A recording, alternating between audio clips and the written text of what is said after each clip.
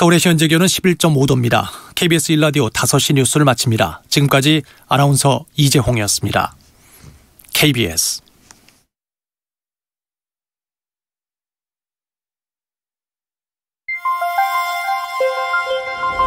대한민국 중심 채널 KBS 1라디오 Listen, everyone.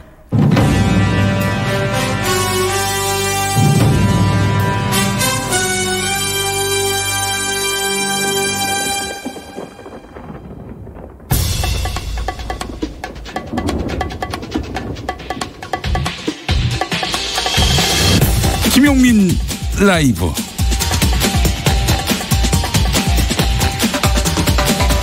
(2019년 12월 16일) 월요일입니다. 안녕하십니까, 김용민입니다. 여러분 기억하십니까? 지난달 11일 공식 출범한 검찰 세월호 참사 특별수사단 말입니다. 박근혜 대통령의 수사 가이드라인에 맞게 정윤회 문건 사건을 처리해 비난을 자초했던 인물 임관혁 안산지청장. 이 사람이 현재 검찰 세월호 수사단장이죠. 임관혁 단장은 검찰 내에 우병우 사단으로 꼽혔습니다.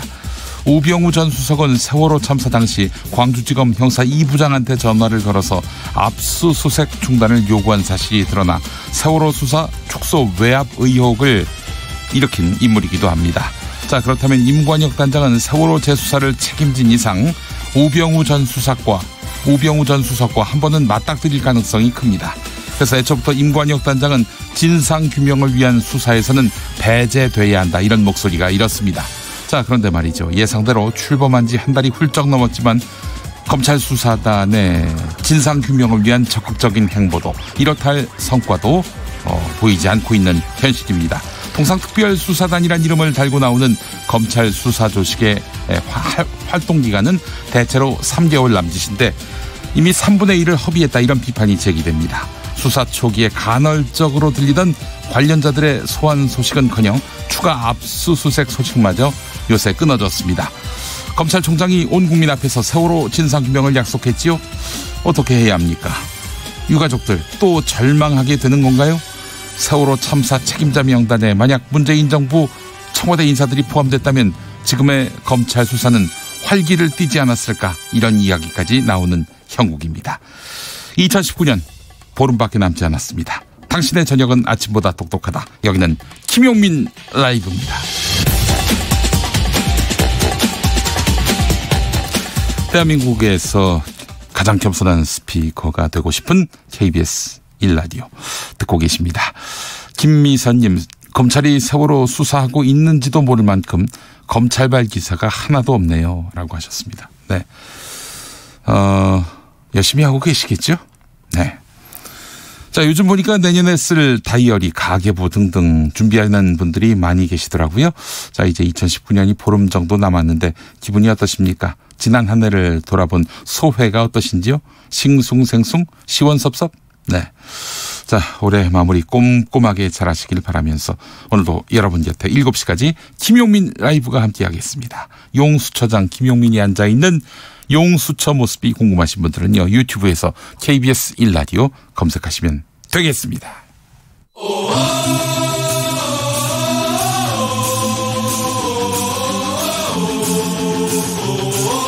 김용민 라이브.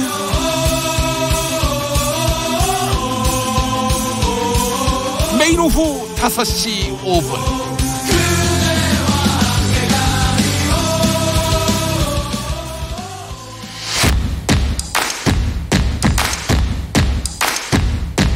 그냥 똑같은 뉴스 브리핑이 아니다. 정치 뉴스 피로 해소에 딱 좋은 브리핑. 매일 5시 5분 절대 놓치면 안 되는 뉴스 505.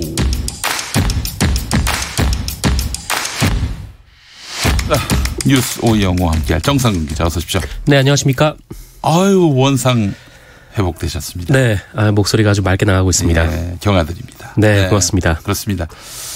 이 겨울에 우리가 감기에 정말 조심해야 합니다. 네, 조심해야 합니다. 정상근 기자가 청취율 조사 기간에 앞서서 감기를 떨쳐내니 얼마나 큰 복인지 모르겠습니다. 아, 청취율 조사 기간이 또 있습니까? 1월 7일에 시작합니다. 아, 네네. 네. 이것만 정말 잊을만 하면 또 돌아오는. 설마 그때까지 안 날 줄 아셨던 건 아니겠죠? 그랬던 건 아니시죠? 예, 그렇습니다. 아주 중요한 또 시즌이 다가오고 있습니다. 네. 여러분 도와주실 때가 또 돌아오고 있어요. 1월 7일부터 2주 동안.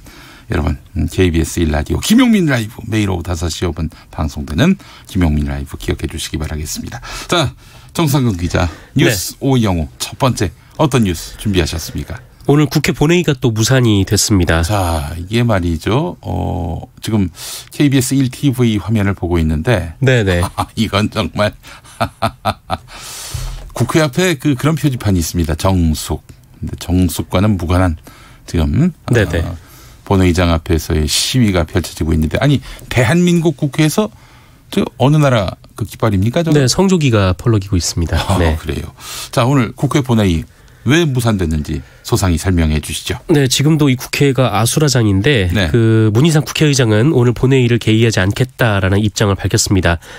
어제만 해도 오늘 본회의에서 법안을 모두 상정하겠다라고 밝힌 문희상 의장이었는데 네네. 다시 한번 이 본회의를 열지 않기로 한 겁니다. 네. 이 오전에 이 교섭단체 3당 원내대표를 문희상 의장이 소집을 했습니다. 근데 여기에 심재철 원내대표가 응하지 않았고요. 이 오후에도 다시 한번 소집을 했는데 이번에는 오신환 바른미래당 원내대표도 오지 않았습니다. 이인영 원내대표만 온 것이죠. 네네네. 문희상 의장은 오후에 입장문을 통해서 오늘 본회의가 원만하게 진행되지 않을 것으로 판단해서 개의하지 않았다라면서 여야 정치권은 조속한 시일 내에 이 선거법 등 이 신속 처리 안건에 대해서 합의를 해달라라고 밝혔습니다. 네. 그러면서 대화 타협이 아닌 거부와 반대만 있었는 정치, 상대를 경쟁자나 라이벌이 아닌 적으로 여기는 극단의 정치만 이루어지는 상황에 대해서 이 자괴감을 느낀다. 이 국회의장인 본인의 책임을 통감한다라고 말을 했습니다. 네, 그래요. 본회의장 앞에 벌어지고 있는 시위 이것도 좀 한번 짚어주시죠. 네, 이 자유한국당이 국회 본청 앞에서 이 패스트트랙 법안 반대 규탄 대회를 열었습니다. 그런데 이 과정에서 이 당원과 지지자들이 이 국회로 몰려들었고 일부 극단적인 지지자들이 본청에 난입을 시도하면서 이 소란이 벌어졌습니다. 네. 이 규탄 대회에는 황교안 당대표, 심재철 원내대표, 김재원 정책위 의장 등 지도부와 소속 의원 상당수가 참여한 이 자유한국당의 공식 집회입니다. 아, 자유한국당 집회였습니까? 네, 그렇습니다. 그런데 오전 10시부터 이 자유한국당뿐만 아니라 그 대한애국당이죠. 네. 우리공화당. 네, 우리공화당. 이름 바꿨어요. 네. 쪽 지지자들이 몰려들자 이 국회는 정문 등을 봉쇄를 했고 이 출입증이 확인된 사람만 통과를 시켰는데요. 네네. 이에 대해서 자유한국당 의원들이 강하게 반발을 했습니다. 국회를 열어야 한다라는 것이죠. 그래서 네. 오전 11시쯤 이 정문을 개방했는데 네. 이 과정에서 일제히 본청 앞으로 쏟아졌습니다. 그리고 태극기를 든 일부 사람들이 국회 본청 안으로 밀고 들어가려다가 이 경찰과 국회 관계자들에게 제지를 당했고 또 앞에서 이 선거법 관련해서 농성 중이던 정의당 당직자를 폭행했다라고 이 정의당 쪽에서 주장을 하고 있습니다. 네. 앞서 황교안 자유한국당 대표는 이 자리에서 여러분의 분노가 국회에 큰 영향을 줄 것이다라면서 여러분이 승리를 했다라고 주장하기도 했습니다. 예, 국회 문을 열어준 주역도 자유한국당이고, 네네. 이런 분노에 굉장히 의미를 부여했던 당이 바로 자유한국당이고, 예. 그러하네요. 자, 네. 이런 와중에 김재원 자유한국당 정책위 의장이 선거법 원안 상정을 주장했다. 아니, 그토록 반대했던 그 선거법. 네네. 225 더하기 75. 네. 그 그렇습니다. 선거법 원안 상정을 주장했다는 말은 어떻게 그 선거법을 지지한다 이 말은 아닐 테고요. 네, 그 말은 아니고 네. 뭐 어차피 말씀하셨듯이 계속 반대를 해왔던 자유한국당인데 네. 이 김재원 정책위 의장이 이 패스트트랙 원안을 상정하면 그러니까 선거법에서 과거 패스트트랙으로 지정된 4+1의 원안을 상정하면 자유한국당이 표결에 참여하겠다라는 입장을 밝혔습니다. 이유는 언론이 분석하는 이유는 간단한데요. 이 원안이 상정되면 부결이 될 가능성이 높기 때문입니다. 김재원 정책위 의장은 오늘 기자들과 만나서 선거법 원안이 상정이 되고 의원들의 자유투표가 보장이 된다면 당내에서 표결 참여를 설득하겠다라고 말을 했습니다. 그럼 다 참석해서 반대표를 던지겠다 이 말 아니겠어요? 맞습니다. 그러면서 기명 투표는 자유 투표가 아니다라고 말을 했는데 이 말은 곧 무기명 투표를 해야 된다라는 의미인 것이죠. 네네. 그래서 무기명 투표가 이루어질 경우 그 225대 75의 원안은 이 지역구 축소가 있을 수밖에 없기 때문에 선거제도 개혁 부결 투표에 또 부담도 없어지기 때문에 이 원안 부결 가능성이 한층 높아지는 것으로 보입니다. 그러니까 말하자면은 자기가 무슨 표를 던졌는지를 알 수 있게 되면은 네네. 이 225 더하기 75 투표 선거법 이것이 이제 부결됐을 때 정치적 책임을 지지 않아도 된다. 무기명으로 한다면. 네, 그렇습니다. 이름이 만약에 드러나면은 책임을 져야 되는 상황이기 때문에 이 투표는 무기명 투표로 해야 한다. 이게 바로 김재원 정책위 의장의 주장이란 것이죠. 네, 그렇습니다. 다만 이 자유한국당은 이 원안 상정을 공식적인 당론이라고 보지는 않는다. 네. 이렇게 덧붙였습니다. 네, 알겠습니다. 좀 국회가 어떻게 돌아가는지 모르겠습니다. 네. 아수라판도 이런 아수라판이 없는 것 같아요. 그렇습니다. 네. 이렇게 해서 20대 국회가 네, 막을 내리는군요. 네. 스티브 비건 미국 국무부 대북정책특별대표가 북한에다가 만남을 제안했다고 하는데 이 이야기 또 소상히 다뤄주시죠. 네, 방한 중인 스티븐 비건 미국 국무부 대북정책특별대표가 오늘 서울 외교부 청사에서 이도훈 외교부 한반도 평화교섭본부장과 이 북핵 수석대표 협의를 가진 뒤 기자회견을 열고 북한의 만남을 제안했습니다. 비건 대표는 북한의 카운터파트에게 직접적으로 말하겠다라면서 일을 할 때이고 또 완수를 하자라고 말을 했는데요. 그러면서 우리는 여기에 있고 당신들은 우리를 어떻게 접촉하는지를 안다. 한마디로 연락해라. 네, 이렇게 덧붙였습니다. 네네. 그러면서 비건 대표는 뭐 너무 늦은 것이 아니다라면서 이 미국과 북한은 더 나은 길로 나아갈 능력이 있다라고 말을 했고요. 또한 북한이 자의적으로 제시했던 이 연말 시한과 관련해서는 네. 완전히 명확하게 하자면 미국은 데드라인이 없다. 이 역사적인 싱가포르 정상회담에서 두 정상의 약속한 사항을 실천하기 위한 목표가 있다라고 말을 했습니다. 데드라인이 왜 없어요? 내년 선거가 있는데. 재선을 할 거라고 확신을 하는 모양인지 잘 모르겠습니다만. 그럼 아무 의미가 없는. 그때 뭐 데드라인이 아니라 데드죠. 데드. 의미가 좀 가까우니까요. 정치적으로. 데드라인이 왜 없어요? 있죠. 네. 어쨌든 비건 대표는 내일 오후까지 한국에 머물 예정인데요. 뭐 협상이 시작되면 귀국 일정이 한번 늦출 수 있는 건데 그래도 일단 이 북한 측이 좀 오늘 내에 이 비건 대표 회동에 제안에 좀 답을 해야 되는 좀 그런 상황인 거는 같습니다. 북측이 아마 분석을 하겠죠. 비건이 원 선물을 갖고 왔는지. 네네. 아니면은 뭐 그냥 미국은 끝까지 대화하려고 했다 하는 어떤 전시 효과를 보여주기 위한 목적으로 한국에 온 건지 면밀히 들여다보겠죠. 그렇습니다. 후자라고 했을 경우 그냥 보여주기식 그런 태도다라고 한다면 뭐 북한이 대화를 할 이유가 없을 것 같아요. 네. 어쨌든 뭐 연말 시한이 점점 다가오고 있는데 좀 긴장감이 좀 높아지고 있는 상황인데요. 네. 어쨌든 비건 대표는 조만간 이 북한이 고강도 도발을 할 가능성이 높다는 점은 잘 알고 있다. 그런 행동은 한반도의 평화를 지속하는데 아주 도움이 되지 않을 것이며 그럴 필요가 없다라고 말을 하기도 했습니다. 네. 북한 스케줄에 뭐 굳이 우리가 따라갈 필요가 있겠느냐 이런 얘기인 것 같아요. 그렇습니다. 예. 그러나 또 김정은 위원장의 북한은 김 위원장 발언 자체가 진리라고 믿는 집단이기 때문에 또 연말을 아무 일 없이 지나갔을 경우에는 이게 참 북한으로서는 난감할 수밖에 없는 상황이기도 해요. 그렇습니다. 네. 알겠습니다. 잠시 후 이어지는 속 인터뷰에서 민족화해협력 범국민협의회 대표 상임의장인 김홍걸 의장 모시고 북미 관계에 대한 이야기 좀 더 자세히 나눠보도록 하겠습니다. 정부가 오늘 부동산 대책을 발표했는데 이 내용도 이제 이따가 다루겠습니다만은 문재인 정부의 18번째 부동산 정책이에요. 네, 맞습니다. 뭐 그만큼 현 정부가 집값을 잡겠다라는 결연한 의지는 보이곤 있는데 정말 지독하게도 이 부동산 시장이 계속 떠 있는 상황입니다. 무슨 말입니다. 이 정부에 따르면 서울 주택 가격은 2018년 9.13 대책 발표 이후 32주간 하락을 했지만 지난 7월부터 또 24주 연속 상승을 하고 있는데요.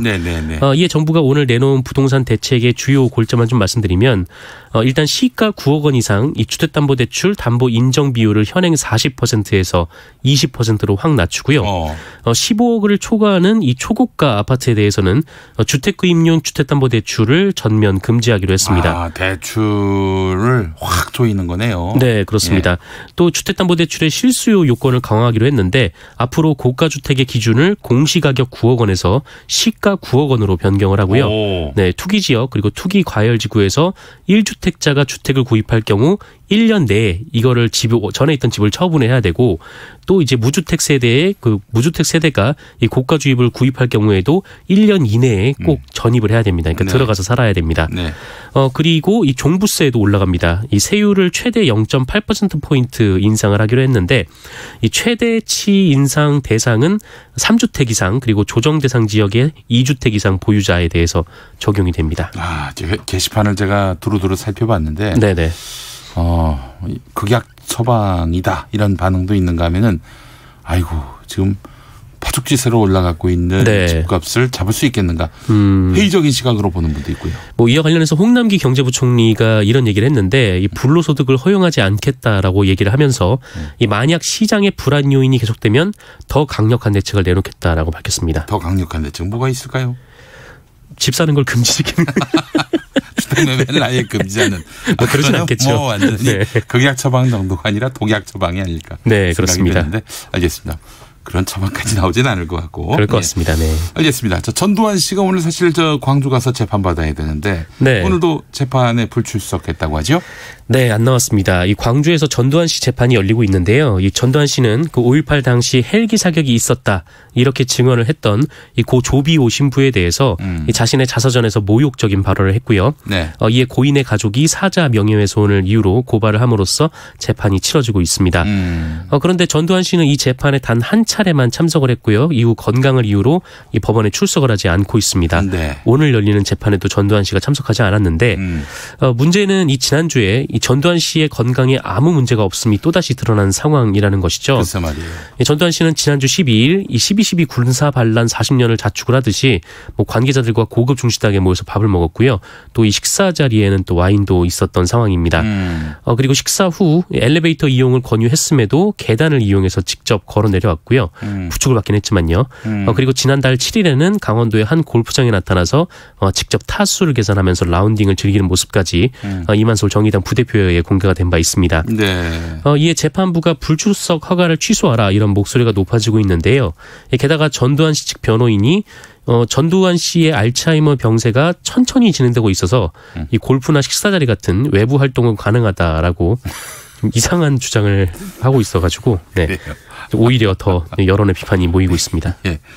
골프장에서 재판을 해야 됩니다. 네, 자동차 주장을 합니다만은 그게 안 되면 중식당에서 재판을 하든지. 네, 이 외부 활동이 가능할 정도로 병세가 천천히 진행되고 있다면 악화되기 전에 빨리 재판을 받는 게 어떨까 싶은 생각도 듭니다. 아이고 참 이분은 두고두고 하여튼 웃음거리가 되고 있어요. 예. 자 역사 앞에서 네네. 이제 좀 그 꼬리를 내릴 때가 되지 않았습니까? 네, 그렇습니다. 적어도 역사의 당당할 정의 필요는 앞에서. 없는데요. 네. 네. 알겠습니다. 한일 문제도 지금 매우 중요한데요. 한일 네. 외교장관이 짧은 환담을 나눴다는 그런 보도도 전해 주시죠. 네, 한일 관계도 좀 바쁘게 돌아가고 있습니다. 네. 현재 스페인 마드리드에서 아시아 유럽 정상회의 외교장관 회의가 열리고 있는데요. 이 자리에 참석한 강경화 외교부 장관 그리고 모테기 도시미스 일본 외무대신이 만나서 10여 분 동안 얘기를 나누었습니다. 네. 당초 양국은 이 한일 외교장관 회담을 통해서 오는 24일 중국 청도에서 열리는 그 한중일 정상회의에서 이 한일 정상회담의 의제를 조율하는 방안을 추진했었는데 이 따로 만나는 데는 실패를 하고 일단 짧게 대화하는 수준에서 만남을 마무리를 했습니다. 네. 하지만 여전히 우리와 일본과는 좀 건널 수 없는 강이 놓여 있는 상황인데 우리 측은 오늘부터 열리는 이 수출 관리 당국 정책 대화를 계기로 그 일본 측의 수출 규제 조치 철회로 이어질 것을 좀 기대를 하고 있고요. 네. 반면에 일본 언론은 그 일제 강점기 징용 관련된 논의가 진행되고 있다 이런 식의 보도를 하기도 했습니다. 네. 한편 오늘 오전 10시부터 이 한국과 일본의 통상당국 담당자는 도쿄 경제산업성에서 제7차 이 수출관리 정책 대화를 시작을 했습니다. 2016년 6월에 있었으니까 3년 만에 있는 일인데요. 네. 이 회의에는 이호현 그 산업부 무역정책관 그리고 일본 측에서는 이다 요이치 경제산업성 무역관리부장이 각각 수석대표로 나섰습니다. 네. 그래요. 참 뻔뻔한 가해자와 네네. 또 그의 후손들입니다. 네. 근데 정작 지금 이번 일본의 수출 규제 조치로 타격을 입는 건 일본이 더 크다라는 얘기가 나오고 있는데. 우리를 타격하려고 했는데 자기들이 지금 네네. 침뱉기가 돼버렸어요. 그렇습니다. 네. 그래요. 하이안세님 전두환 씨는 양심만 알츠하이머 아닙니까? 라고 물어보셨네요. 네. 알겠습니다. 뉴스 오영호 정상근 기자와 함께했습니다. 말씀 잘 들었습니다. 고맙습니다. 네. 5시 24분 지나고 있네요. 교통정보센터 다녀오겠습니다. 이승미 씨. 네, 이 시각 교통 상황입니다. 작업하는 구간도 여전히 많고요. 역의 통행량도 늘었습니다. 울산고속도로 언양 방향으로 울산 졸음쉼터 부근에서 작업을 하고 있습니다. 울산 분기점 지나 밀리기 시작하는데요. 작업 지점까지 5km 구간 정체입니다. 경부고속도로 서울 방향으로도 대전 부근이 작업 여파로 1km 정체고요. 오산에서 동탄 분기점 사이 9km 구간도 도로 보수 작업 여파로 막힙니다. 더 가선 기흥에서 신갈까지나 판교 부근, 다시 양재에서 한남까지 밀리고 있고요. 서울시내 서부간선도로 성산대교 방향입니다. 양평교 부근 1차로에 고장난 차량이 있습니다. 철산대교부터 속도 내기 어렵고요. 반대 안양 방향은 전 구간 밀립니다. 북부간선으로 종암분기점 쪽으로 구리시계 지나 신내나들목 부근에서 사고 있었습니다. 처리 작업 조금 전에 끝났고요. 구리시계부터 월릉분기점까지 속도 안 나고 있습니다. KBS 교통정보센터였습니다. 김용민 라이브 용퀴즈 온더 블럭. 방송 내용 중 일부를 들려드립니다. 잘 들으시고 빈칸에 들어갈 단어를 맞춰주세요. 저기요. 만약에 또 그 반대로 된다 그러면 이제 바로 대한민국 시사평론계의 네. 그 축구위원 맨날 튀기는 분이 누구죠? 예. 네. 예. 네. 아니고 좀 파울이 될 거예요. 파울? 네. 이미 타계하셨지만 그분이 보다 잘 맞췄던 문어예요. 문어. 네. 알겠습니다. 돌아가셨죠. 예, 네. 그래요. 힌트 드릴게요. 브라질 축구선수 출신인 예측은 정반대로 실현된다는 징크스를 가리켜 저주라고 하죠. 정답 보내실 곳은요. 문자는 샵 9730, 짧은 문자 50원, 긴 문자 100원, 모바일 앱 콩으로 보내시면 무료입니다.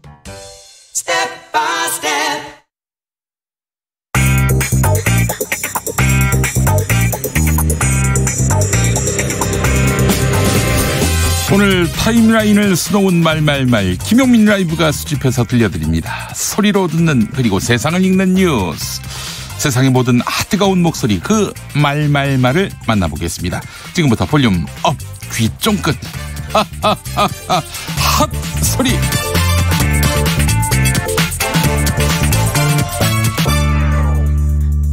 한반도가 운명의 한 주를 맞이했습니다. 그제 오후 북한은 중대한 시험을 했다 이렇게 밝혔고 어제는 스티브 비건 미국 국무부 대북정책특별대표가 방한했습니다.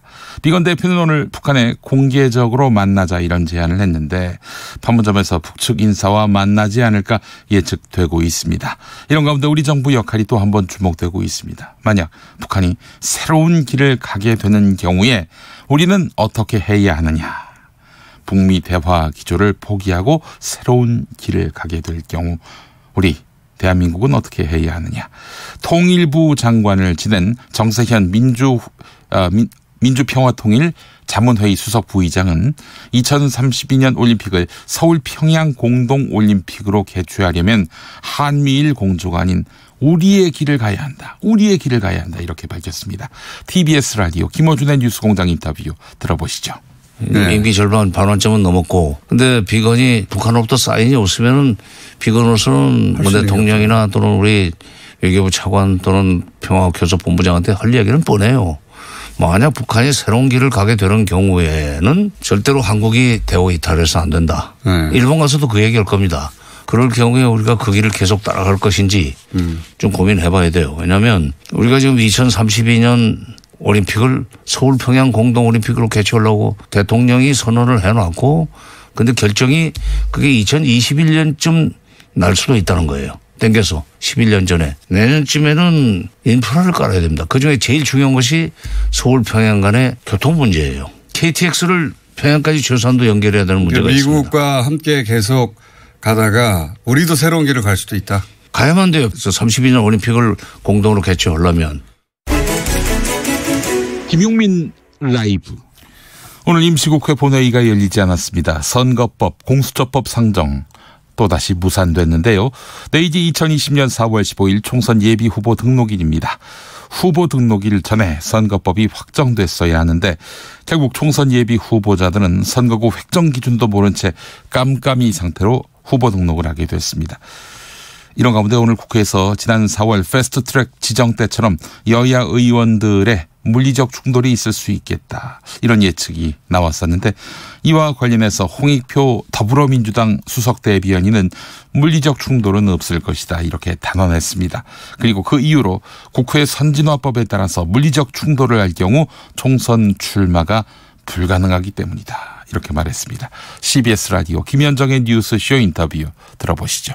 국회에서 물리적 충돌은 하면 안 되겠고요. 만약에 그런다면 또다시 그거는 국회법을 위반하는 거기 때문에 지난번 국회법 위반에 따라서 많은 분들이 지금 검찰 소환도 저희들은 다 경찰 조사를 받았고 일부 자유한국당은 대부분 지금 거부하고 있지만 상대적으로 많이 위축돼 있습니다. 실제로 이 국회 선진화법에 따른 몸싸움이나 또 회의 진행 방해가 매우 형이 무겁습니다. 그렇죠. 사실상 총선 출마 불가능하기 때문에 그런 일은 생기지 않을 거로 생각을 하고 이것을 지나치게 정략적으로 지금 자유한국당과 한기환 대표가 선거법을 지금까지 무시해오다가 이제 와서 이렇게 나를 밟고 가라라고 하는 얘기를 하시는 건 정말 언어도단이라고 생각합니다. 선거법에 모자를 씌우자. 더불어민주당의 제안에 여야 4+1 협의체 선거법이 난항을 겪고 있습니다. 선거법에 모자를 씌우자는 말은 연동형 비례의석의 캡, 즉 연동률 적용 상한선을 씌우자는 것인데요. 지역구 250석에 비례대표 50석 중 30석에 대해서만 연동률을 적용하자 이런 내용입니다. 한편 자유한국당은 선거법 개정안 원안, 그러니까 이제 지역구 225석에 비례대표 75석을 본회의에 상정하면 표결에 참여할 수도 있다고 밝혔습니다. 왜냐? 반대하려고. 이런 가운데 김용태 자유한국당 의원은 여야 4+1 협의체를 이상한 협의체라고 지칭하면서 주말 내내 모자 때문에 협의가 안 됐다. 오늘은 쉽지 않을 것 같다. 선거법으로 싸우는 현실이 서글프다. 이렇게 입장을 밝혔습니다. YTN 라디오 노영희의 출발 새아침 인터뷰 들어보시죠. 정말 연동형 비례대표제 자체도 무슨 말인지 어렵죠. 국민 모른다고 심상정 대표도 얘기하셨지만 거기다 모자 얘기까지 나오니까 이게 도대체 무슨 말이냐. 네. 저도 잘 모르겠어요. 연동형 캡 모자 씌운다는 말이. 근데 아마 주말 내내 문희상 의장이 4+1 네. 이상한 협의체한테 당신들 합의해와라. 그랬더니 아마 모자 때문에 주말 내내 못한 것 같아요. 그 모자를 30%짜리를 씌울지 50%짜리를 씌울지. 네네. 오늘도 쉽지 않다고들 그러네요. 하여튼 4+1에서 모자를 어떻게 씌울지. 그래서 저는 다른 것보다도 오늘 이 순간까지도 도대체 선거법이 이 국회의원인 저도 이해 못하는 것을 갖고서 계속 싸우고 있는 이 현실 서글프고. 더불어민주당의 연동형 캡 방식에 정의당이 크게 반발하고 나섰습니다. 심상정 정의당 대표는 민주당은 대기업이 중소기업의 단가를 후려치듯 밀어붙이고 있다 이렇게 말했습니다. 자, 그렇다면 정의당의 입장을 좀 정리해 보겠습니다. MBC 라디오 김종배의 시선집중에 나온 윤소화 정의당 원내대표는 225대 75, 그러니까 225는 지역구, 75는 비례대표를 말하는 것이죠. 225대 75, 이 원안을 존중한다. 정의당이 원하는 것은 240대 60이다. 그런데 지금까지 논의한 결과 250대 50, 50석으로 줄어들었다. 이것까지도 받을 수 있었다. 그러나 난데없이 민주당이 연동형 캡을 이야기하면서 비례대표를 30석만 한다고 하는데 정계 특위에서도 전혀 논의가 없었던 것이다. 황당하다. 이런 입장입니다. 윤소화 원내대표 발언 들어보시죠. 아니 그러니까 이제 원안 그대로 225대 75 원안 상정하겠다 이렇게까지도 이야기를 했잖아요. 예. 근데 결국은 쭉 지금까지 논의 과정에서 지금 현재 있는 원안을 존중을 하고 50% 연동 비율하고 권역별 섭외제는 기본적으로 있는 거 아닙니까? 대신 이제 지역구 문제가 있어서 의원 정수 조정의 문제에 있어서 저희들은 240대 60이었는데 지역구 250으로 해야 된다. 다른 당에서 막 요구를 해가지고 250대 50석으로 이렇게 줄어들었잖아요. 근데 그것을 이제 연동형을 하는데 30석만 그 연동형해라 하고 저도 캡이란 것은 얼마 전부터 이렇게 들었습니다만 그 전에는 정개특위에서 그런 논의가 전혀 없었던 것이죠. 그러니까 참 황당하다는 거죠. 김용민 라이브. 정부가 지난해 9.13 대책 이후 1년 3개월 만에 초고강도 부동산 대책을 내놨습니다. 민간 택지 분양가 상한제 대상지 선정 이후 한 달 만에 내놓은 대책인데요. 부동산 가격 급등이 현 정부만의 정책 실패인가 갑론을박이 뜨겁습니다. KBS 1라디오 김경래의 최강시사에 나온 경북대 경제학과 최한수 교수는 작년까지 상승한 집값이 문재인 정부의 정책 실체 때문인지 정책 실패 때문인지 박근혜 정부 정책의 후속 효과인지 판단하기 어렵다. 하지만 분명한 것은 지금 정부가 집값을 일종의 경기부양수단으로 쓰지 않았다는 것이다. 이렇게 말했습니다. 들어보시죠. 가장 큰 이유는 아시겠지만 2014년 7월 그러니까 박근혜 정부 때 최경환 당시 경제부총리가 이제 빛을 내서 집을 사라라고 이제 쉽게 말하면 부동산 가격의 드라이브 정책을 펼쳤거든요. 그러니까 그것 때문에 사실은 박근혜 정부 때 초기 1년 반 동안은 집값이 2% 올랐어요. 그리고 그 발언이 있고 난 다음에 박근혜 정부 2년 동안 그러니까 마지막 임기 2년 동안 집값이 10% 올랐습니다. 우리가 아시다시피 정책이라는 게 시차가 필요하기 때문에 사실은 이 집값 상승이 당시 박근혜 정부 정책의 일종의 후속 효과인지 아니면 문정부의 정책 실패 탓인지 구별하기가 굉장히 어려워요. 근데 분명하게 말씀드릴 수 있는 사실은 사실 문재인 대통령 정부 이 정부가 집값을 일종의 경기 부양의 수단으로 쓰지 않았다는 건 사실이거든요. 따라서 이걸 다 이제 문정부 탓으로 돌릴 수 있냐가 있고요. 길을 걸었지. 산울림의 회상 흐르고 있습니다. 느꼈을 때 나는 알아버렸네. 이미 그대 떠난 후라는 걸 나는 혼자 걷고 있던 거지.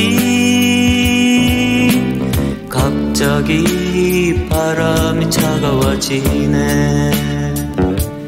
마음은 얼고 나는 그곳에 서서 조금도 움직일 수 없었지.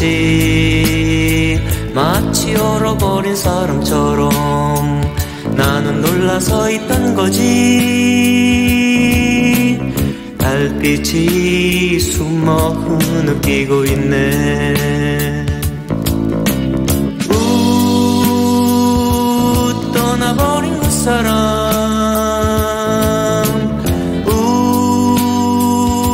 생각나네.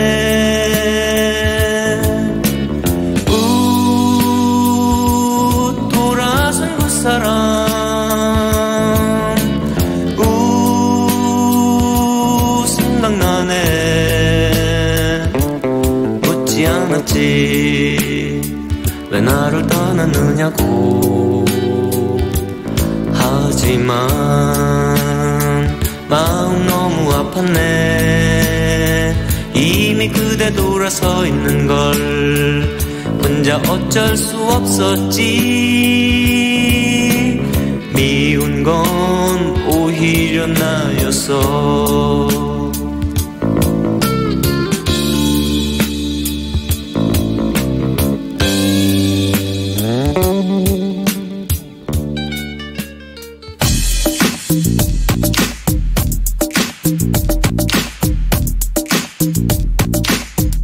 쏙 인터뷰. 귀에 쏙 맘에 쏙 쏙쏙쏙 인터뷰 시간입니다. 멈춰있던 북미 시계가 다시 움직이려고 하는 것일까. 스티브 비건 미국 국무부 대북 특별대표가 방한했습니다. 비건 대표는 내가 한국에 와 있다. 북한은 접촉 방법을 알 것이다. 그리고 비핵화 협상에 데드라인은 없다. 이렇게 말했습니다. 북한에 공식적으로 회담을 제안한 것인데 그러면서 연락달라 늦지 않았다 이런 말도 덧붙였습니다. 북미 협상 어떻게 돌아가는지 전망해 보겠습니다. 비건과 북측 인사의 판문점 극비 만남의 가능성까지 예측해 보겠는데요. 자, 김홍걸 민족화해협력 범국민협의회 대표 상임의장 초대했습니다. 어서 오십시오. 네, 안녕하세요. 네, 의장님. 자, 스티브 비건 미국 국무부 대북 특별대표가 약식 회견을 열어서 북한에 공개적으로 대화를 제안했습니다. 이번 회견은 비건 대표가 자청했다고 하는데, 자, 미국이 어떤 의도를 갖고 있는지 많은 국민들이 관심을 갖고 계십니다. 미국서 좀 이제 적극성을 띠겠다. 이제 협상을 좀 본격적으로 할 수 있다. 네. 하는 신호인데, 이제 최근에 우리 통일부 장관이 미국 방문해서 네네. 비건 대표와 얘기를 나눴을 때도 뭐 그런 얘기가 비슷한 얘기가 나왔다고 들었어요. 그러니까 무슨 소리냐 하면 미국 그 국무부, 국방부 이런 데를 통틀어서 네. 사실 과거의 고정관념에 얽매이지 않고 좀 관료적으로 사고하지 않고 네. 그래도 융통성 있게 이 실용주의적인 태도로 나오는 사람은 비건 대표 한 사람뿐인데 그래 보입니다. 예. 예. 근데 그분 얘기도 북측에 그 사람들이 요구하는 것들을 뭐 제재 일부 완화라든가 뭔가 좀 양보할 생각이 있지만 그 사람들이 협상장에 안 나오니 네. 얘기를 할 기회가 없다. 또 그 사람들은 협상을 해야 뭔가 주고받고 할 텐데 네네네. 협상하기도 전에 미리 줄 선물을 포장해서 보여달라는 식이다. 네. 그래서 답답해 죽겠다. 이해가 안 간다. 네. 뭐 이런 얘기를 했다고 들었어요. 예. 그 얼마 전에 유엔 안보리가 열렸는데 네네. 그때 사실 뭐 예상보다 미국이 약하게 부드럽게 나가지 않았습니까? 그때 그 유엔 대사가 뭐라고 그랬냐면 우리는 유연하게 나갈 준비가 돼 있지만 이 문제를 혼자서 풀 수는 없다. 네. 북한이 일부를 이행해야 하며 반드시 도발을 피해야 한다.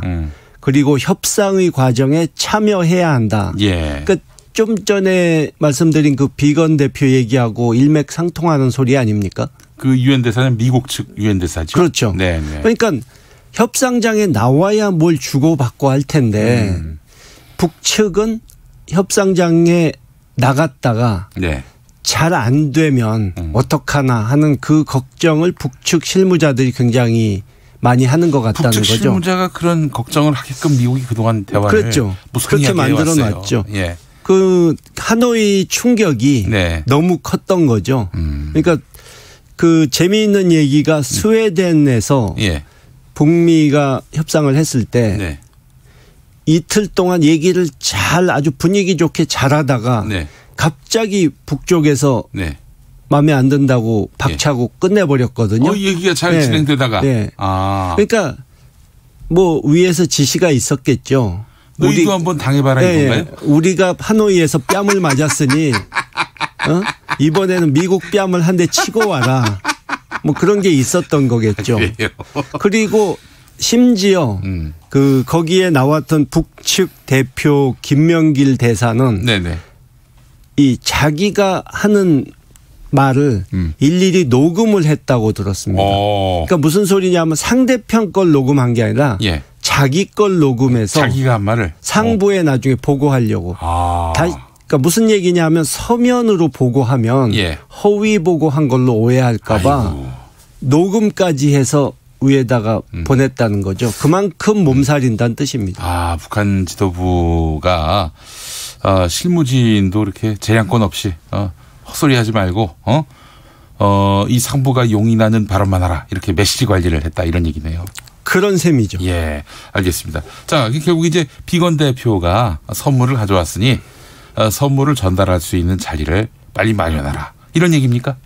그러니까 지난번에 말씀드린 대로 데드라인 전에 선물을 막 부랴부랴 갖다 안겨주면 네. 북한한테 굴복한 게 되잖아요. 그러네요. 그럴 수는 없고 그러니까 예를 들어서 한 달 후, 두 달 후에 줄 선물이 뭔지 좀 얘기해 줄 수도 있는 거고 제가 보기에는 양쪽이 다 체면을 지키면서 그러니까 북쪽도 양보한 거 없고 네. 미국도 당장 뭔가를 주지 않고도 일단 이 판이 깨지는 걸 막고 상황이 악화될 수 있는 것을 막는 방법은 네. 뭐 3월이나 4월쯤 네. 트럼프 대통령 김정은 위원장 회담을 다시 하자. 아이고. 그거를 합의해 놓고 예. 그 사이에 실무 접촉으로 뭐 그때 가서 뭘 합의할지 정하자. 네. 뭐 이런 식으로 던져 놓으면은 양쪽 다 얻는 게 있으니까 네네네. 체면은 살리면서 판을 깨지 않을 수 있는 방법이 될 수도 있겠죠. 이 선물 함 안에 무엇이 들어있는지 김홍걸 의장님이 힌트를 주신 거네요. 지금. 예, 알겠습니다. 3월, 4월에 대타협을 하자. 그러니까 네. 대화의 끈을 놓치지 말고 괜히 또 지금 자기 마음대로 돌아가지 않는다고 괜히 뭐 실험을 한다든지 쏜다든지 그런 거 하지 마라. 이런 메시지가 담겨 있다는 이야기 아닙니까? 예, 그렇게 볼 수 있는 거죠. 알겠습니다. 자, 비건 대표가 그 회견이 끝난 다음에 청와대에서 문재인 대통령을 예방했습니다. 이 자리에서 어떤 이야기가 오갔는지 또 북미 관계 회복을 위해서 또 남북 관계 개선을 위해서 우리 정부가 해야 할 역할은 무엇인지 지금 뭐 사실 이야기를 들어보니까 우리 남한 정부가 뭐 의지가 없는 것도 아니고 미국이 하여간 우리를 앞질러 가지 말라 이 계속해서 압박해가지고 결국에는 할 일도 못하고 있고 그냥 손 놓고 있는 그런 상황이고 그렇다는 얘기를 들었습니다. 제가. 뭐 사실 문재인 대통령이 직접 상대하기에는 좀 이 비건 대표가 네. 급이 조금 낮은 건 사실인데 우리로 말하자면 어느 정도 뭐 차관급이라고 봐야죠. 네, 장관이 아니니까. 예. 근데 뭐 현실적으로 그 폼페이오 장관은 지금 이 마음이 콩밭에가 있거든요.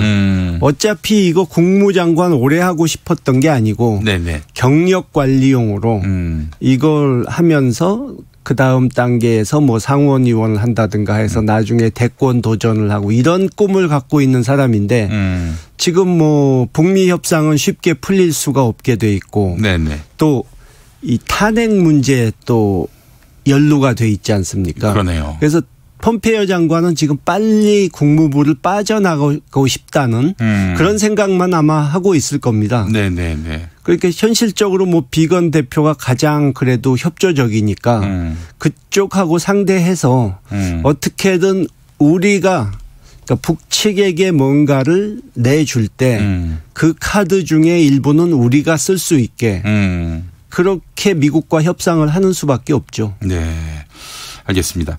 그 북한은 어제 외세 의존으로는 그 어떤 문제도 해결할 수 없다면서 문재인 대통령을 비난했습니다. 문 대통령이 중국 담당 외교 담당 국무위원 만난 것을 구걸이라고 지적했는데 북한은 지금 우리나라에 대해서 어떻게 생각하고 있는 건지 또 한국이 해야 할 역할이 이거였으면 좋겠다. 뭐 이런 바람이 있는 건지 궁금합니다. 그러니까 아까 말씀드린 대로 뭐 미국에다가도 협상하기 전에 미리 우리 줄 선물 준비해서 가져와라 이런 식으로 나오는데 우리 남측에 대해서도 결국 자기네들이 원하는 것 뭐 그중에는 4.27, 9.19 때 합의한 내용도 포함되어 있겠죠. 네. 그런 것을 당장 줄 수 없으면은 만나자는 소리도 하지 마라. 어차피 시간 낭비다. 뭐 이런 식인데 사실 뭐 외세 의존이다. 네. 뭐 우리 민족끼리 하자. 민족 자주다. 이런 말을 하면서도 사실 그 사람들이 이율배반적인 게 그러면은 자기네들은 중국의 지원도 받지 말아야 되잖아요. 네네네. 근데 뭐 지금 중국과는 물론 북한이 중국을 좋아하거나 신뢰하는 건 아니지만 중국과는 긴밀하게 논의도 하고 지원도 받고 하지 않습니까? 네네. 이번에 그 TV에 그 외국 분들 몇 분, 그 샘 해밍턴 씨하고 그 금강산 간 거 보셨지 않습니까? 네네네. 우리나라 사람들은 안 받아주면서 외국 국적이라고 그러면 받아주거든요. 그게 어떻게 우리 민족끼리입니까? 그러니까 그 사람들도 그런 자세는 이제 고쳐야 한다 이거죠. 알겠습니다. 예.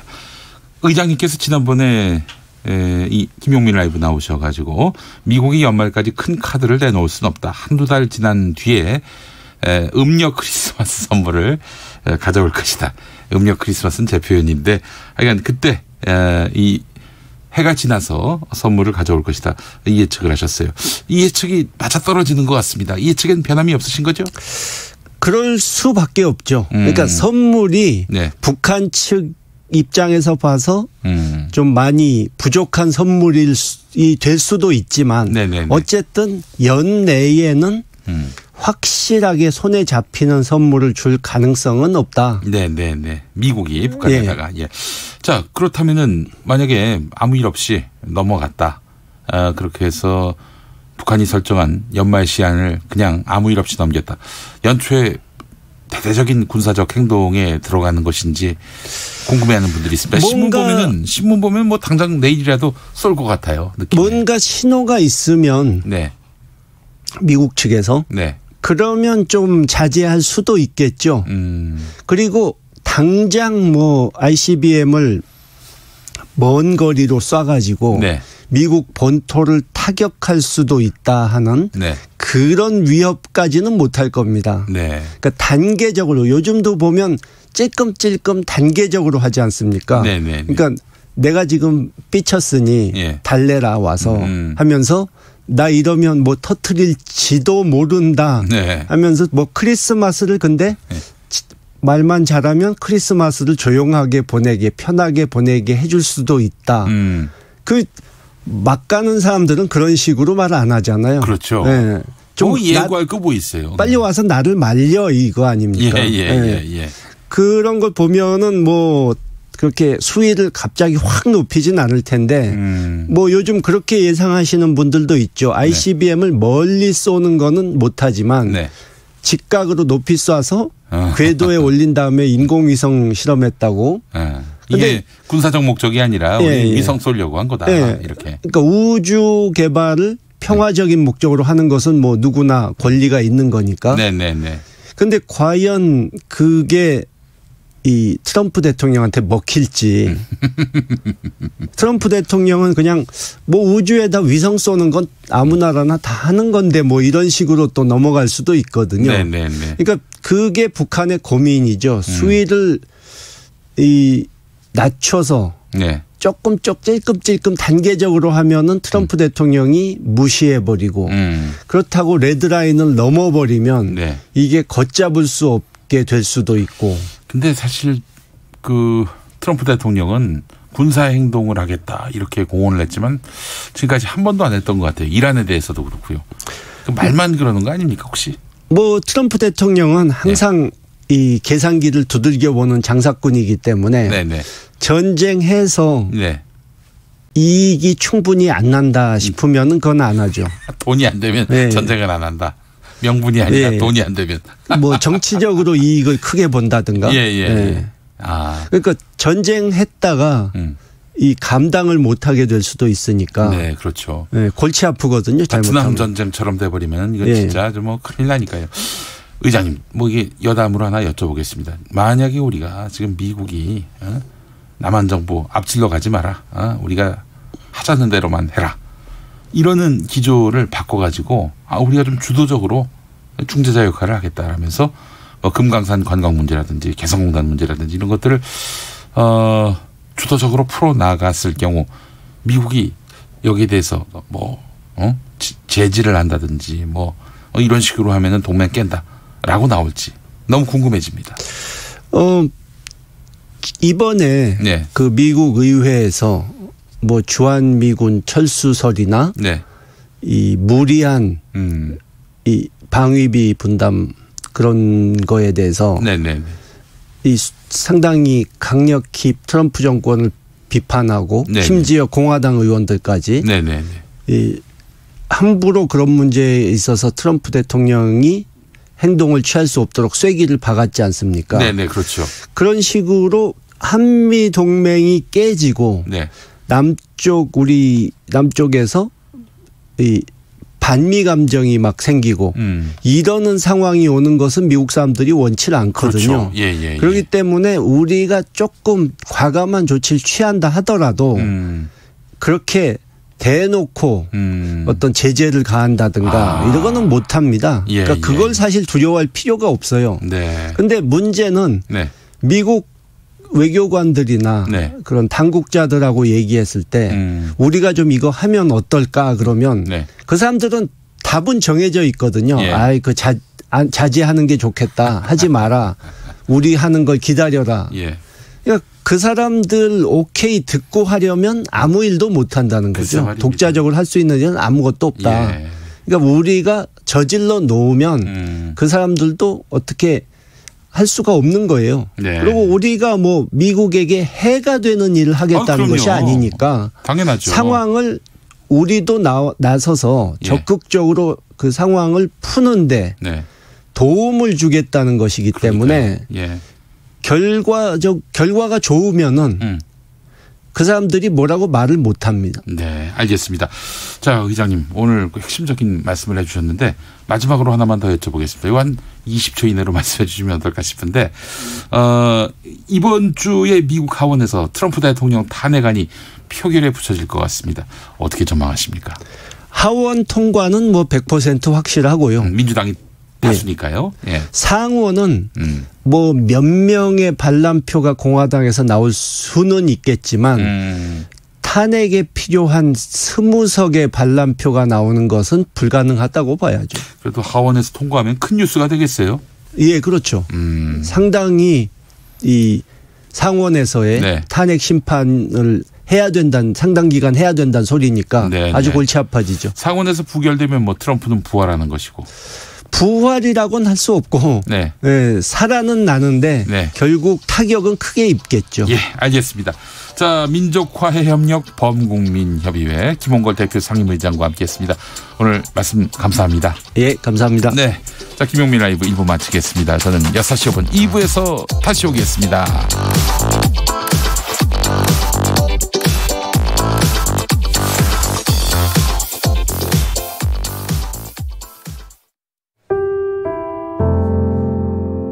KBS 라디오 연중기회